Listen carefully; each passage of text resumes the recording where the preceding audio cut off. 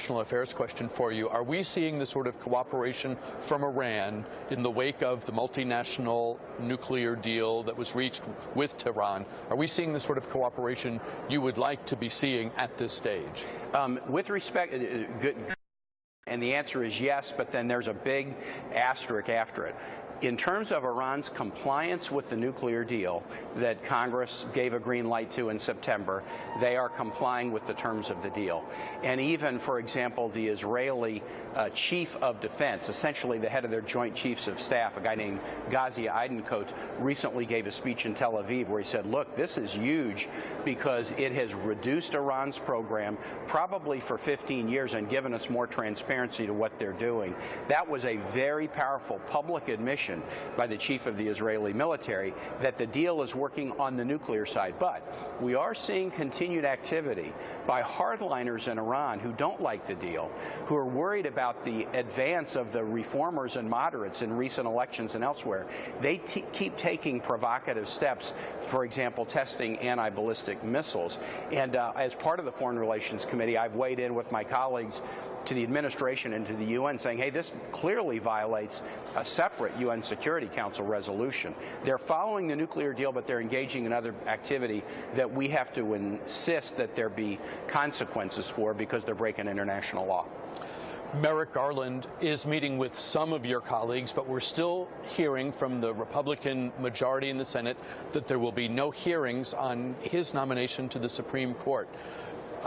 Do you think that position can hold? A small number, maybe it's just one actually, Republican has said, let's go ahead with the process. Let's take it further down the traditional road of hearings and a vote that we typically see. What's your expectation? And I guess maybe the real question is the precedent. If there is no hearing or vote on Garland, and 4 years, 8 years from now, the shoes are on the other feet. Are we going to see, is this going to become a normal part of our politics now? You just the president didn't nominate someone? Yes, Bruce, and you won't wait for 4 to 8 years because the precedent that the Republicans are setting, and they need to pull back from this, is if you don't like the president, you never have to take up their nominee.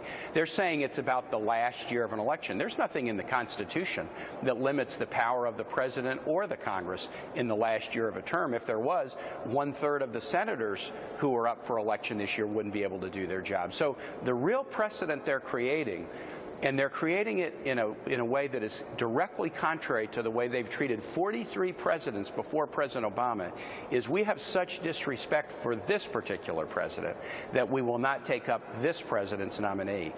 That is not lost on Virginia citizens. We were on a 2-week recess and I was traveling around. They understand that this is fundamentally about a majority that is evidencing disrespect for this president, not the nominee, because remember they announced before Merrick Garland was nominated, we will not take up a nomination from this president. And you have to ask the question of why. When the Senate has confirmed Supreme Court justices more than 15 times in the last year of a presidential term, and never refuse to have a vote on one. Sometimes they vote yes, sometimes they vote no. What is it about this president, unlike any other president, that has led them to have such disrespect for a nominee that by all accounts, even their accounts, is so highly qualified? I think they need to pull back because of the message it's sending to the people, and also because of the precedent it sets.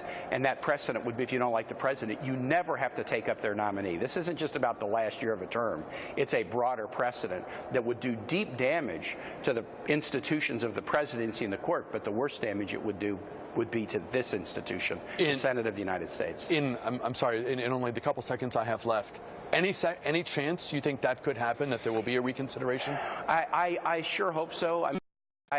Right now it doesn't look that likely, but those of us who care about this institution, and when you're here, sure, you're representing your state and you're representing your country, but you've got to be a guardian of the institution and the constitutional framework that establishes the 3 branches. We've got to be guardians of it. And so we're going to keep this, front and center with the spotlight on to remind people that they should not disrespect the institution because of animosity they have for this particular president. They need to do their jobs.